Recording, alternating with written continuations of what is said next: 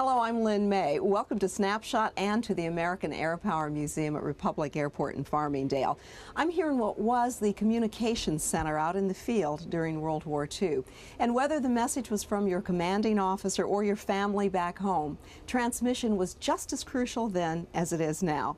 Join us next for Love Letters, Part 3 of a 5-part special edition of Snapshot. Everybody wanted to be in the service. It's like doing a day's job. We loved our buddies like we loved our families. It's a terrible thing to have somebody in the war. I never experienced anything like it before in my life. Here we are off to the wars. Being serious with a woman was a million miles away. And she was studying to be an opera singer, so I said, Pearl, goodbye, and I'll see you someday when you're famous. 6 months later, I get a letter from her. I'm sorry, let's kiss and make up. And that's all I had to hear. And every soldier wants to have a girl to write home to. And the love letters flew back and forth like you wouldn't believe. Writing to the men and women serving abroad provides a link between life on the front lines and events back home. It helps combat feelings of loneliness, provides reassurance, and boosts morale on both sides. Though the V-mail of yesterday is the email of today, the message is still the same, and it's from the heart. Wait for me. I'll be home soon. I remember the V-mail. They're very small letters. I guess you could write a letter on a regular piece of paper. That was a special form for V-mail, and then they condensed it, they made it smaller, and that's how they shipped it to the guys overseas, and vice versa. As the stream of V-mail pouches pours in, the letters are sliced open by a cutting machine, and they are now ready for quick processing. Correct letters, once they are sorted into destination groups, are given numbers. Then, in trim bundles of 1,600, the V-mail is ready for the next step. In a few short minutes, all these letters will be on a reel of film. Here are the machines that do it. They are called air draft machines, and they photograph each letter on the one tiny frame of a reel of 16mm film. The developers can handle 3 reels an hour, and when the film is dried, it's ready to go. On this table are 260 reels of film, in which are recorded all of the 605,000 V-mail letters contained by the 150 mail pouches behind. 70 pounds against 37 tons. Facts that have a special meaning for the planes by which V-mail is always carried to its overseas destination.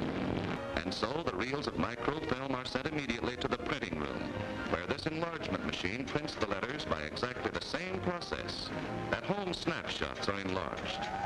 The enlarging machines can take 3 reels an hour, printing facsimiles so that the V-mail is legible once more after its ocean journey in knockdown size.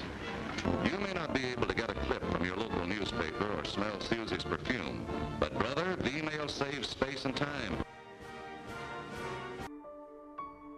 Well, dear, the doc told me again today that I'd leave the hospital Tuesday. I hope I find the package you sent waiting for me when I reach the outfit.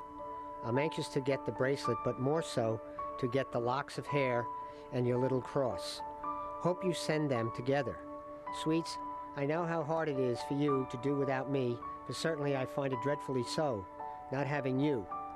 2 people find all they want out of life and then have to wait so long to enjoy it. It isn't fair, but it's something we have to take like good soldiers. Surely I never fail to hold thoughts of you and Joan Gale continually in my heart. I love you, darlings. God bless you. Love to all the folks. Your husband always, Jack. Dear Scott, I feel so lucky to be your girl. I'm so proud of you, yet frightened for you, and fear, selfish, because I do not want to lose you to secure the freedom of others. I am sometimes angry with you, that you are willing to risk getting hurt or worse to help others. And then I realize that staying behind to care for your affairs makes my job very important too. When you need us, we will be waiting here for you. I love you, Christine. In our next story, a U.S. Marine Corps military wife, Christine Bradley, stumbled across a shoebox of worn letters she had written to her husband before the winds of war tore them apart.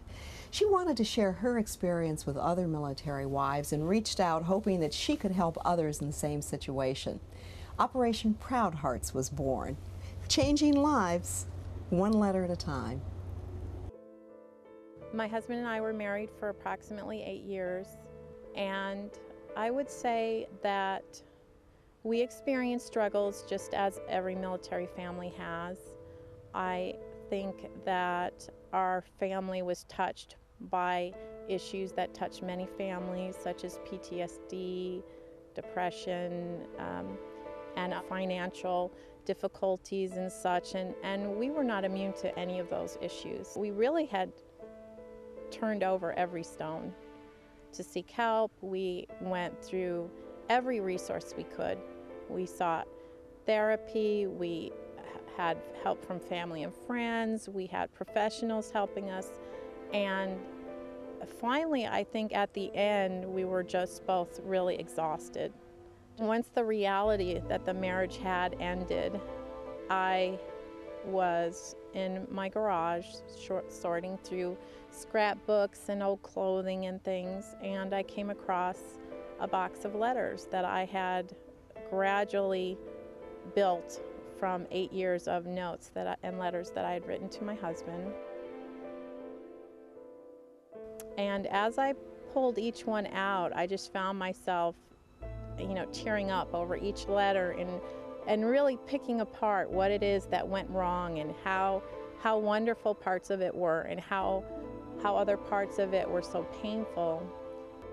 And I think it was at that split moment I had realized that you're never alone, that the feelings that you are feeling, someone else out there is feeling the same thing. What I did was I asked a few other women that were military wives, how do you feel about this? Do you think that women would want to read a collection of letters that were not all good, not all flowery and stand by my man kind of letters, but all of it, the good, the bad, and the ugly? And they said, I think that's a great idea.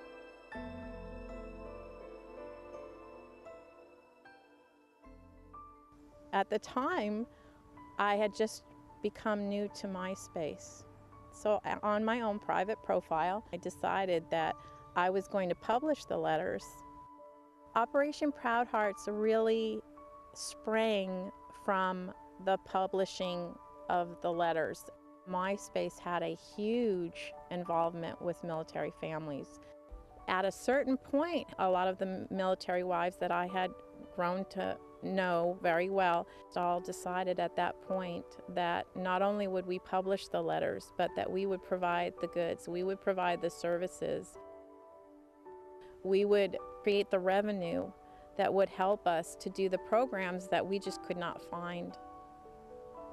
So that was actually how the organization began. It really, I believe that Operation Proud Hearts really began spontaneous, almost like a spontaneous combustion of a lot of people sitting down together saying, we don't see what we want, and let's go do that. And so what would have taken a really long time, grassroots-wise, took us hours. We do provide resources when asked, but we also provide morale. We provide activities for the families to get involved in.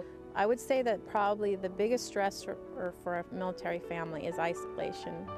So we wanted to provide an 800 number. The Heartline number is for all military members, including extended military family members. And many of the organizations right now only support immediate family members, not extended. And that was something that we felt strongly about that we wanted to do. We have a variety of volunteers that man the phone, and they're, none of them are paid operators. They're all volunteers with a goodie bag of resources and just a friendly ear. Just someone on the other side of the phone saying, I really care about you, and if you need help, this is how we can help you. We found it difficult to get people to donate items. So what we did was we matched families with families, just to even send them an email or a letter or a little care package to say, if you need any help, this is how we can help you. Operation Proud Hearts, it really is, we're a community.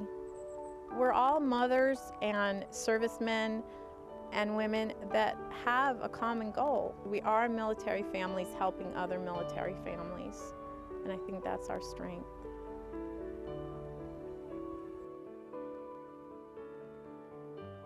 If you're interested in learning more about Operation Proud Hearts, visit their website at www.proudhearts.org. We'll be back again next week when we look at life after the war and how it changes us, both as a country and as a people, then and now. I'm Lynn May. Thank you for watching. And